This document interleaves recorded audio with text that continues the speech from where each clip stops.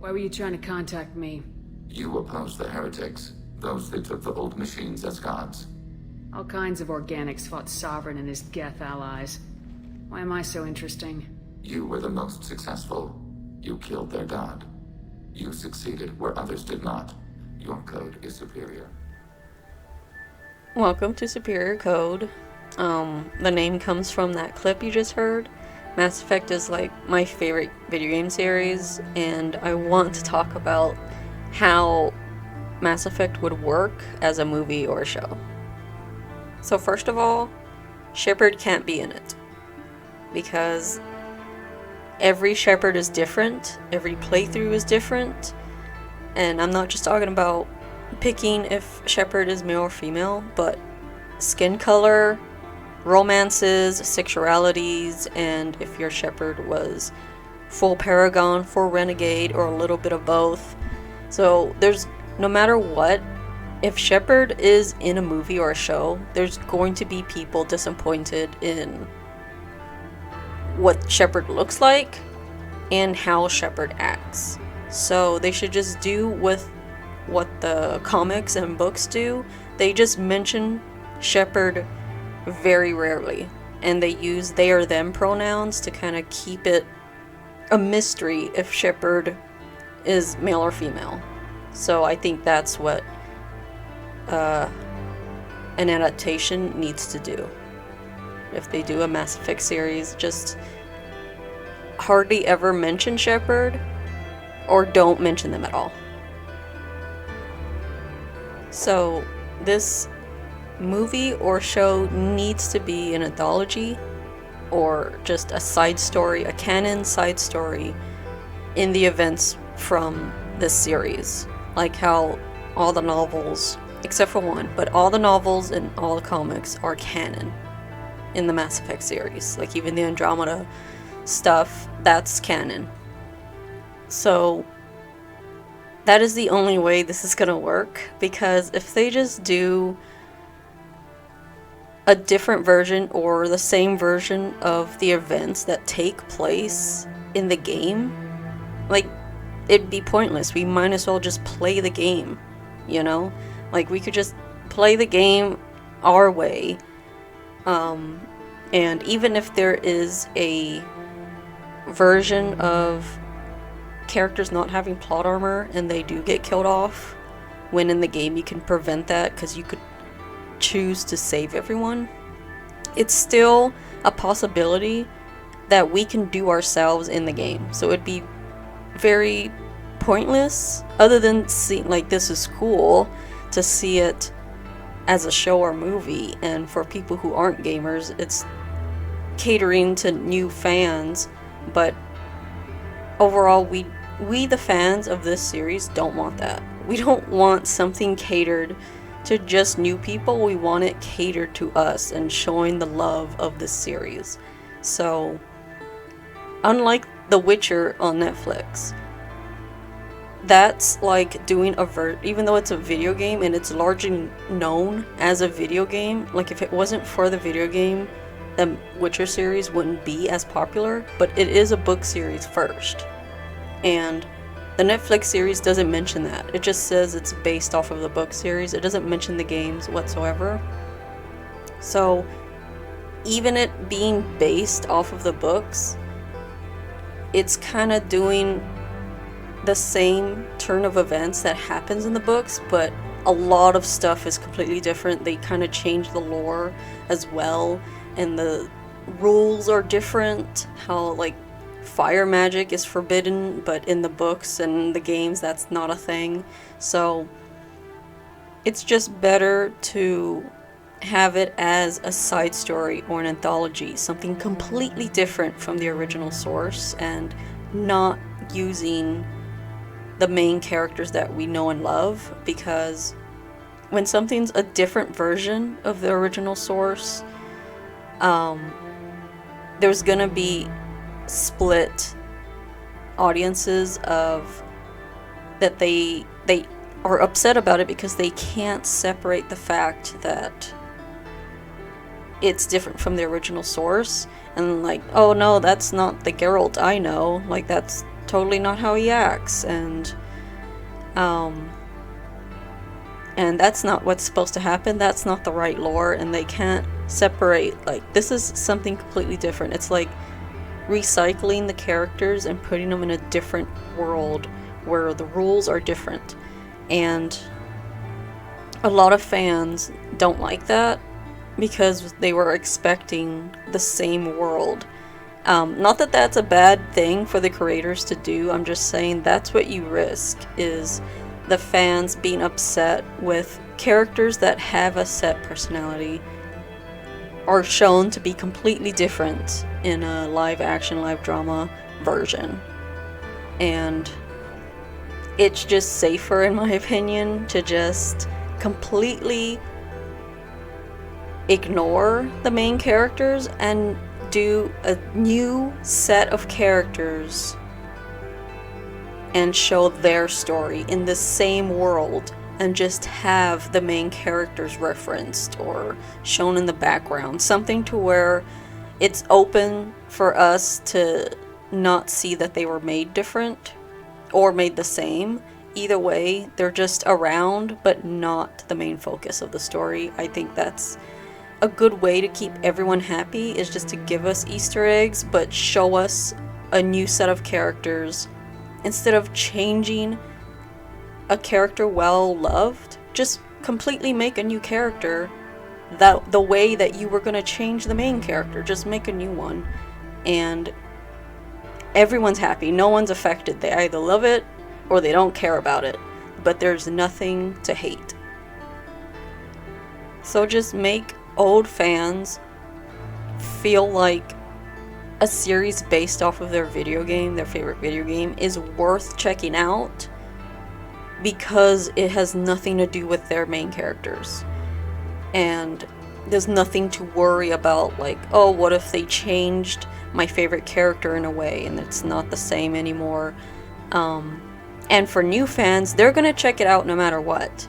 Whether you you retell the same story that's from the source material, or you make an anthology or a side story based off of a beloved game. They're gonna check it out no matter what.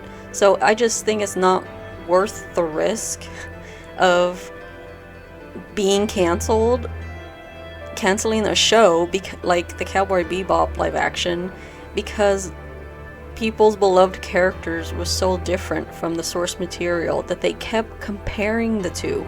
They couldn't get it in their head that it is something completely different. Like I said, it's not a bad thing, it's just people are allowed to say what they feel, and if we have a character already in our head and we're seeing them completely different, we're just thinking, why didn't you just make a completely new set of characters? If you wanted to change their personality or the reason they do things, if you wanted to change them anyways, you may as well have created a whole new character set. Nothing is like 100% truly hated. You're always gonna have fans of these canceled movies or canceled shows, but why not just try to achieve that 100% truly loved by just making up your own story, a new story for old fans to check out. And for new fans, it makes them want to check out the original source of where this series came from and what it's based off of. When they go back to read or go back to play the game, it's completely new to them as well. It's not just like, oh, it's just like the movie, but I'm playing it now. It's something completely different. It gives them more of that world that they loved from the movie or show that they just watched. So it's both old and new fans are happy experiencing new stories and new characters. So telling a Mass Effect story as a side story is already a success. Like, we know it works based off the comics and the novels. Like, fans love them. It's basically showing us like the companions and Anderson people in Shepard's lives that aren't just NPCs who stand around waiting for Shepard to show up in their life to give them meaning, like they have a life of their own. So it shows like their companions' backstory and how they came to be on the Citadel where Shepard meets them, and it shows how Liara found Shepard's body and gave it to Cerberus versus the Shadow Broker getting Shepard's body and giving it to the collectors. So it's really fun seeing their backstories that just isn't available in the game. They just talk about it. Like it shows how Thane found his wife and had a family, and it shows all of that. And for Shepard, it just, when we play the game, they just talk about it. It doesn't show us. So the comics and novels are worth reading to get a more detailed version of what Shepard just hears simplified. So that could be a very successful show and movie as well, just showing us stories of these characters that could be a very exciting action movie. Like anything that Zaid went through, his little adventure, and because he's a mercenary, it could be very exciting. Anything about a mercenary, it's gonna be some exciting shit in the world of Mass Effect. Like if you thought being a mercenary in Night City in Cyberpunk was exciting, just think about how more exciting it could be in space. And there is one novel that isn't canon, but that's because there's like some details that don't match up in the game, so they messed up on that. But because it was meant to be canon, I still recommend reading it. It's very exciting. I loved it because I could just, anything that didn't fit in the lore, I could just re-edit it in my mind to make it fit, because this was meant to be canon. This was meant to happen. So it would be a fun way for them to redo Mass Effect Deception, that novel, as a series or a movie, because they said they were going to redo the novel, rewrite it so that it is canon and they're going to fix all the mistakes, but they never did. So maybe this is a way they could do it. So I'm going to quickly go down the list of examples that a side story series or a side story movie can do. Garrus meeting his team on Omega, that would be very interesting to see, and especially if it's like an anthology series or a side story like Black Mirror, then every episode is going to be different. But if it's a side story like American Horror Story, then every season is going to be different. So depending on that, there are some stories of these companions that are only worth one episode, and there are some stories like Garrus that could be made into a full season because there's just so much content. And yeah, so Garrus I could see being a full season. Him being on Omega and him getting to know this crew, his team, and seeing how close they were to really sink in when we replay the game, how close he was to his team and how much they meant to him, enough for him to carve their names into his like eyepiece. And then in the DLC for the second game, the Shadow Broker, you can see information that all of the companions do online because Liara has that information. You could see that Garrus talks to his sister about their mother, so that could be another part into his story that he deals with, and his father and everything, like before meeting Shepard again. So before the collectors, we could see this side of the story of him, even like a little Easter egg when his story is coming to an end, of him being on the Normandy, but just Shepard isn't around, so it remains a mystery that it's up to us. Shepard can be in our imagery. But yeah, that would be so exciting. And then with Tali going back to her people after Shepard dies, and then coming back onto the Normandy, and then like, because there's like a little personal quest we have to do to get her back. We could see her leading up to that, and then just ends when Shepard comes to save her. I love AIs, so I would really love a little episode of Legion going around trying to find Shepard, and even Legion's platform being created so that it can go off and communicate. I would really love that. And it just ending when they're on the Reaper Corpse and meeting Shepard. And then Edie being made, I would love to see that as well. Her gaining awareness on the moon, being taken out by Shepard. But it could be like Shepard in like a helmet, and we don't see their body, so we don't know if it's male or female, and just them being taken out. And then Edie being rebuilt by Cerberus, being caught by Cerberus and being made. And then Mordin, we can see his life and what he has so many adventures. It would just be so exciting to see. The same with Zaid. Like, any type of mercenary would be so exciting to see in space. So, I would love that. The same with Samara and Jack. Like, Jack would be a lot more darker. Just her adventures wandering around the galaxy would just be very, very entertaining, and I'm imagining very actiony.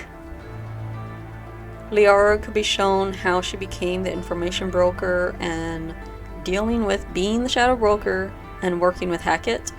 And Liara is one of the characters that would be safe to fully show her story because she's not on Shepard's crew in the second game. So it's canon she survives to be in the third game, while every other companion I have listed, it's not canon or not, based on every player. You can choose to kill off all of the companions and only survive with 2. I think you need at least 2 companions to survive with you in order for Shepard to continue to the third game. So, but it could be any 2. So that's the thing. It could be any 2 companions. And I want this anthology or this side story series to be canon to the game, to the Mass Effect game. I want it to be canon.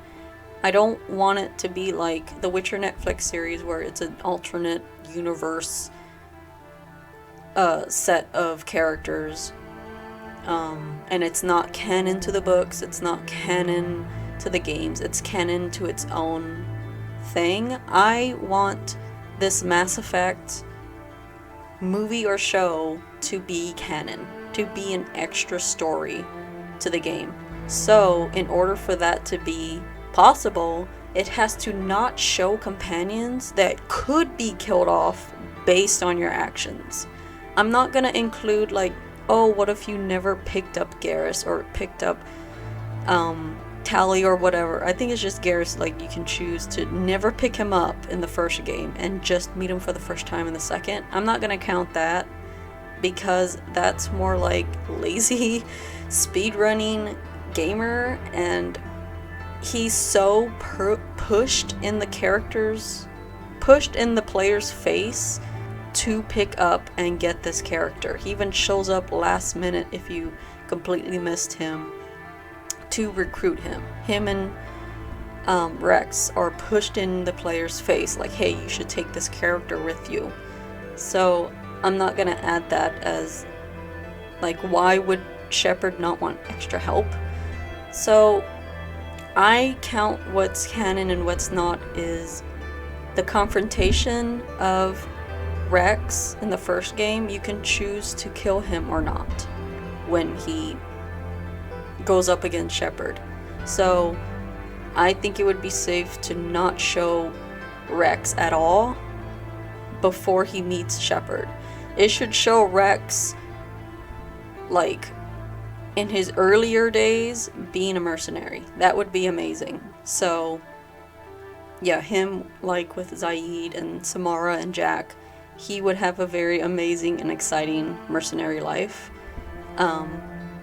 It would also be kind of cool to see if he came across Zaid, because they never really officially meet. So maybe they met before and it's just never talked about in front of Shepard. But yeah, I personally don't want anything that can contradict what we can do in the game. So if we chose in one of our playthroughs to kill off Rex, I don't want it to be like, oh, actually it's canon if Rex lives. Because that's one of my critiques with the Dragon Age comics and novels, is they make certain choices canon and just ignore what players can do. They make it canon that Alistair becomes king, even though you can choose not to do that. So no matter what you do, the books and novels ignore what players could do, and they choose to make Alistair king. And I don't like that. They have been so much better and so good with the novels and comics to not mess with anything that the players could touch. So I would like a continuation of that. If they want to show Rex, just show it before Shepard enters Rex's life.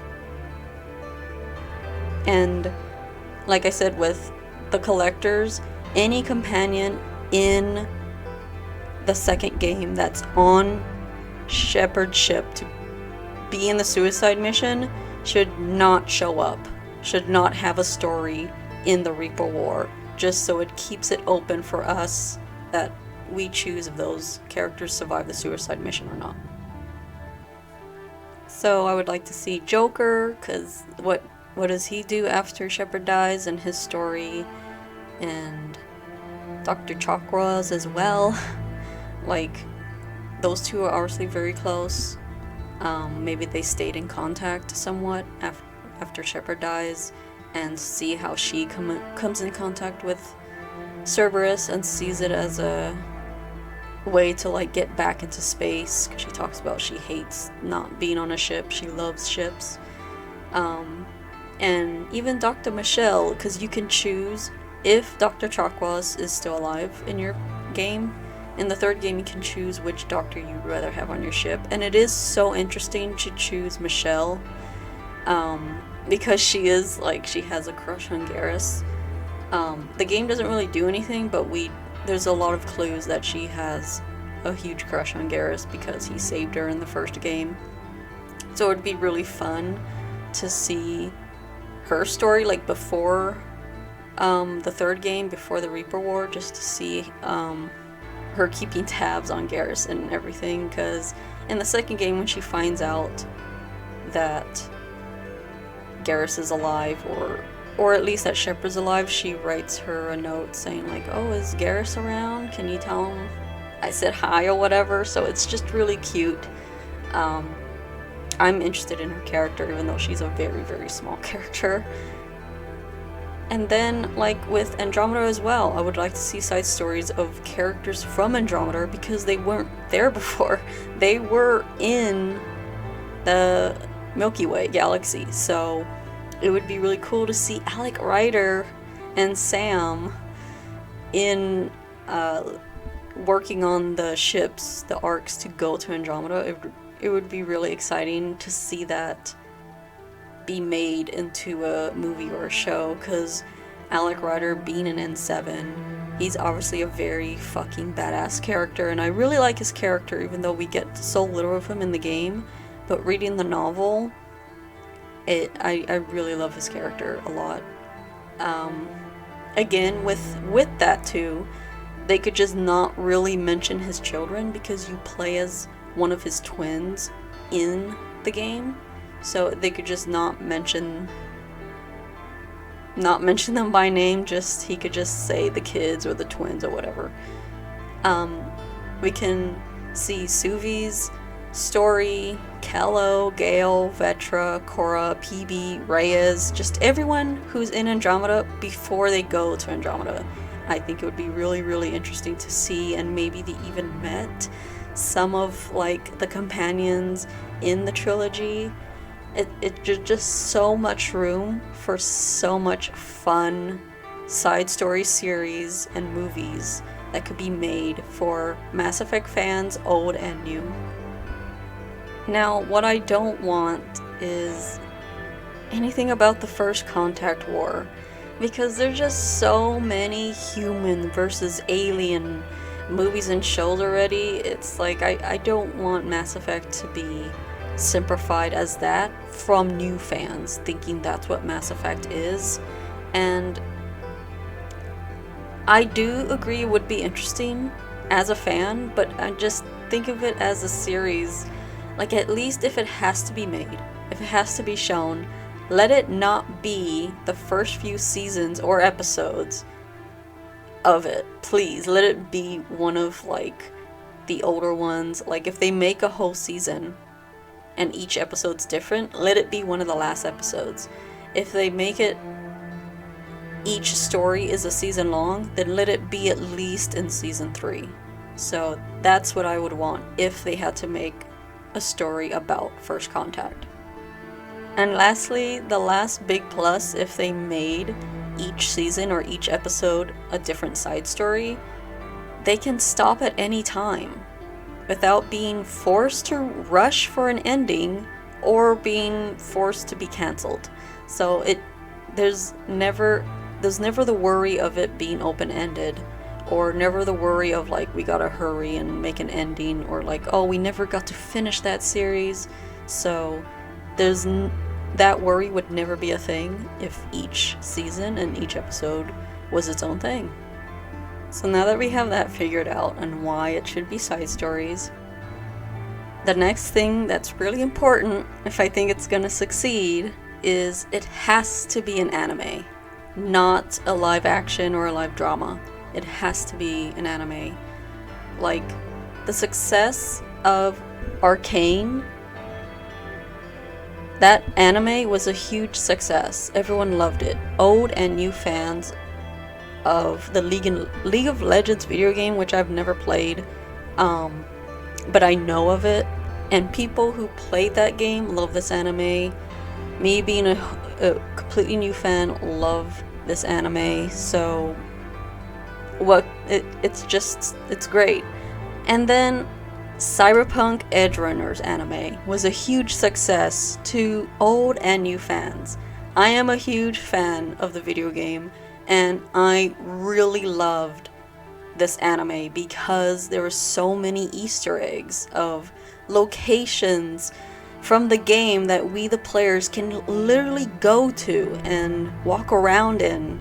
And there's like characters, like Rogue shows up, Atom Smasher, and it's just really cool to see that, to see these characters from the game, and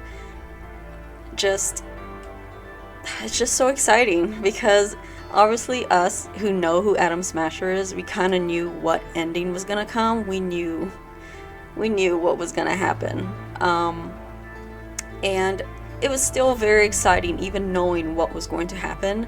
I was happy with this ending. It has a bittersweet ending, just like the Cyberpunk games. I mean, the Cyberpunk game, there's multiple endings within the Cyberpunk game, and every ending is bittersweet. There is no happily ever after. There is none of that, and it fits the world of Cyberpunk, and it fits the characters, the main characters, of what kind of ending do they deserve. They're murderers, they're mercenaries, they're gun for hire, so it's like they don't really truly deserve a complete happy ending, but they're not total heartless characters, so they do deserve some happiness. So the ending was just perfect. I loved seeing an anime where there wasn't huge plot armor on every character. So that was a big plus for me to see that, and every character, like every main character, was completely new. Completely new. None of them are in the Cyberpunk game at all. Not mentioned whatsoever. They released a patch that there is a mission now that mentions characters from this anime. That was very fun. I think they released it like a few days before the anime came out. And the game, the anime goes into more detail about how the psychosis works and how it affects the brain and when it starts affecting it, and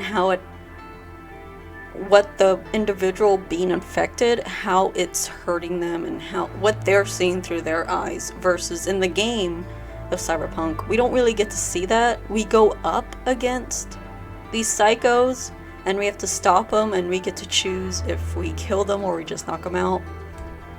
And they talk about a little bit of why they go psycho and if there's a cure and all that, but the game isn't really about that.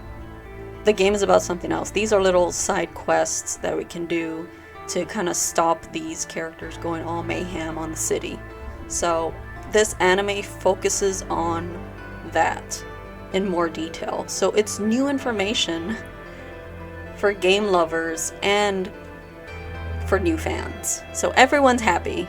I love an anime that doesn't treat fans like they're dumb. It doesn't spoon feed us over explained information like it does in other anime. In other anime, they completely explain every little thing that's going on, every little thing that a character is going through. It has to explain it so not only to the viewer, but for other characters to understand. Like if this was any other anime,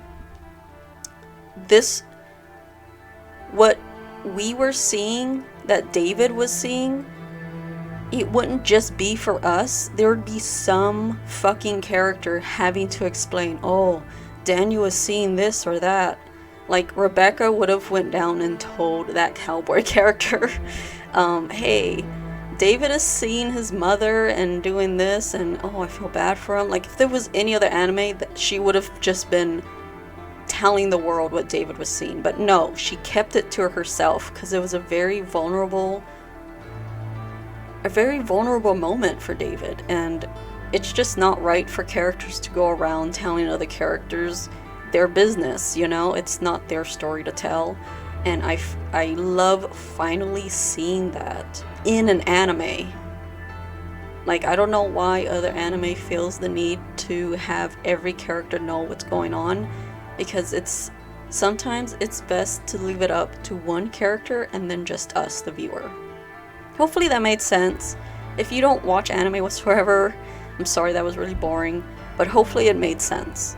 That other anime just tells you everything. It doesn't let us analyze anything we want. It doesn't let us have little clues to go on Reddit or Twitter or wherever we go online to discuss it with other fans and theorizing what the character means or what the show is trying to tell us, because most anime just tells us the answer.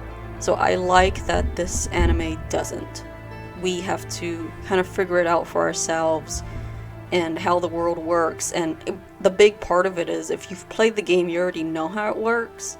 If you've never played Cyberpunk, there is a lot of stuff that isn't explained on how that works. So I really like that. I loved how the anime was just like, go play the game if you want to know more information. Otherwise, that's not important right now. This story is about David and not about how the technology or society works. That's not what this is about. So I like that.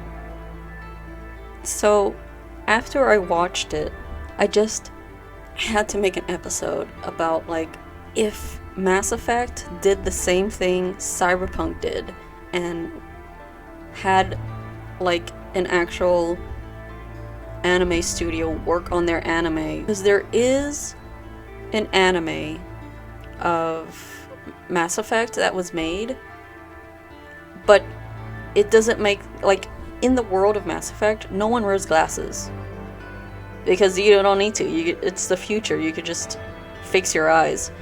And if glasses are made for like style, there isn't any character in the world that uses it as style.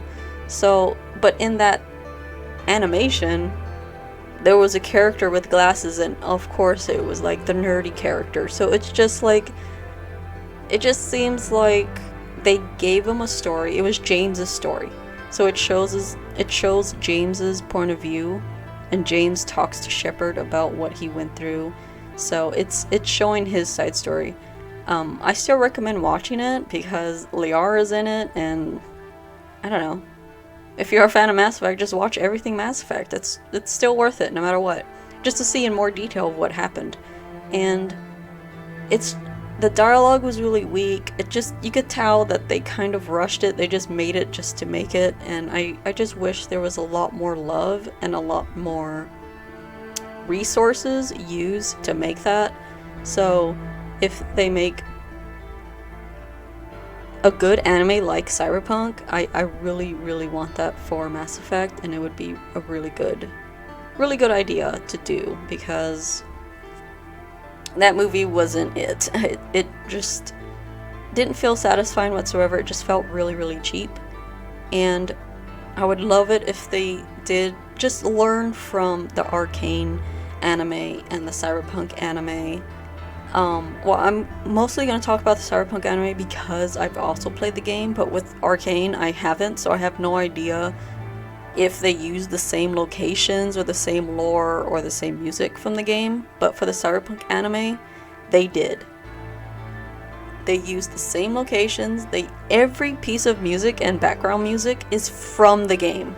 It was so good. It gave me chills. Just it's so amplified if you've played the game, and I can't even imagine all of the people who haven't played the game yet but are going to because of this anime. I'm so jealous of them because they're totally getting a better polished game. They're going to love it. I'm so excited for the new fans. So that's how I want to feel with a Mass Effect anime. I want to feel so excited for new fans barely getting into Mass Effect. I want to feel this way. I want to feel chills when I hear the soundtrack from Mass Effect in an anime, and seeing location from the video game in the anime, and it's really cool. And what Cyberpunk does really well, way better than what Mass Effect does, is it shows how everything's being translated. Like in the game, if you choose not to have subtitles on, there is subtitles no matter what if a character is speaking a different language. And because it's a first-person game, like subtitles show up in front of the character's face to show what that character is saying. So that is such a cool way to show how translators work in that world. While Mass Effect, they mention it once or twice. Once in the Codex, and then twice where Thane calls Shepard a name, and Shepard's like, I think my translator just glitched. What did you call me? And so they don't really show how it works or anything. It doesn't explain if they're seeing subtitle text or if they're hearing it being dubbed in their English language or whatever language it is that Shepard speaks. So I think seeing a HUD or UI from the game like the Cyberpunk anime does, in the anime it was really cool seeing how the voice calls worked, and it actually shows up for them, and you could see anytime their eyes turned orange or yellow, had a yellow glow, that's them looking at the yellow text that's showing up for them. For us, it's showing us in third person, but if it was first person, we would be seeing it right in front of our face.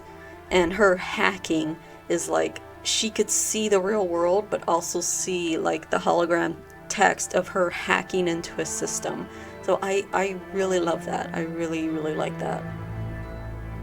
And I'm not saying that it needs to be in the style of the Cyberpunk anime whatsoever, because the Cyberpunk anime and Arcane anime look completely different. They're completely different animation styles. So it would be cool if it was like the look of the Witcher cinematic game trailers. Those trailers look so amazing and they're animated. So just imagine a full season or a whole movie in the style of those cinematic trailers. That's like the Witcher series I wanted. But yeah, it could have this realistic look to it and be an animated series. For Mass Effect as well, it's just, it doesn't need to be in the style of like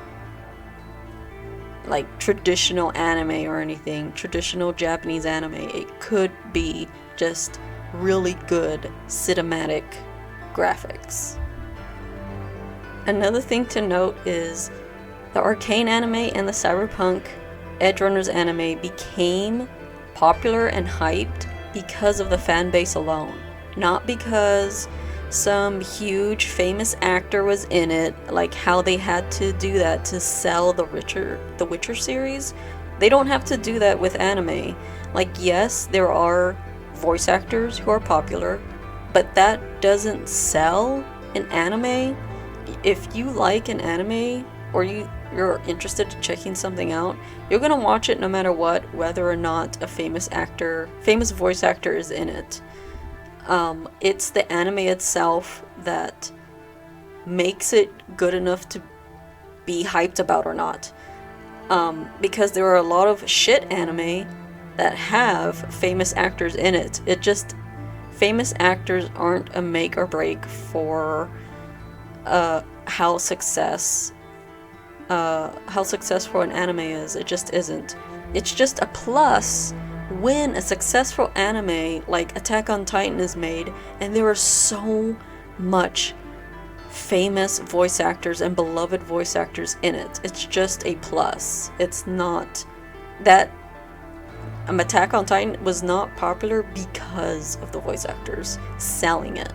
So that's another plus to show new fans like, oh, this is popular because there's a lot of love and a lot of fans for it, versus like people who haven't even checked out the Witcher series yet think it's only popular because of the famous actors who are in it.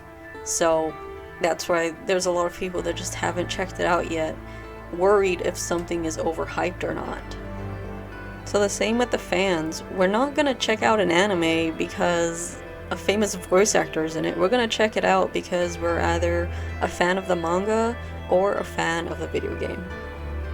So the last thing I'll say about why it's a good idea for it to be an anime is you can have all of the voice actors from the game be in it. So if they do like choose to have side stories about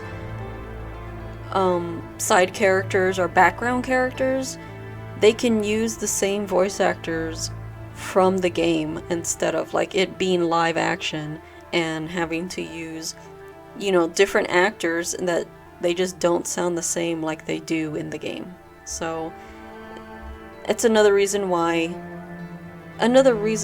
to make the video game fans very happy and nostalgic is just the excitement of hearing the voice actor from the game in this anime, and it was just really exciting to see Atom Smasher. So I couldn't imagine seeing a character that wasn't a bad guy, so it would have been really cool.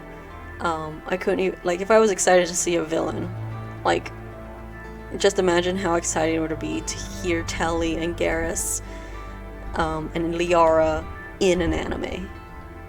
Also, if for whatever reason they have to recast a character, it's so much easier trying to find another actor that sounds the same instead of trying to find an actor that looks the same. So there's that as well. And a little rant really quick is I just want to say fuck anime haters. If they want to miss out and turn their noses up at all anime, that's their deal. Because if they think all anime is the same, all anime is just DBZ and Sailor Moon, they're really missing out, because it's very ignorant, because it's like saying all American shows and movies are the same. Like, just comparing Breaking Bad is on the same level as American Horror Story. No, it's completely different. Or like Teen Wolf is the same as The Walking Dead. No. So I just can't deal with anime haters thinking anime doesn't have their own different genres and different ratings like American shows and American movies do. So if you think all American shows are the same and you just don't watch, you're missing out. So it's the same thing with anime. So I listened to a podcast a long time ago where someone was explaining Death Note, and the person listening was like very interested and very intrigued and like, oh, that sounds very interesting. And when it came, they said like, yeah, it's a very cool anime, and they're like, oh wait, this is an anime, never mind, I don't want to see it, let's talk about something else. So it's like they completely shut it down when they found out it was an anime. It's very, very ignorant. So I shit on a lot of anime shows I don't like, but I'm an anime fan.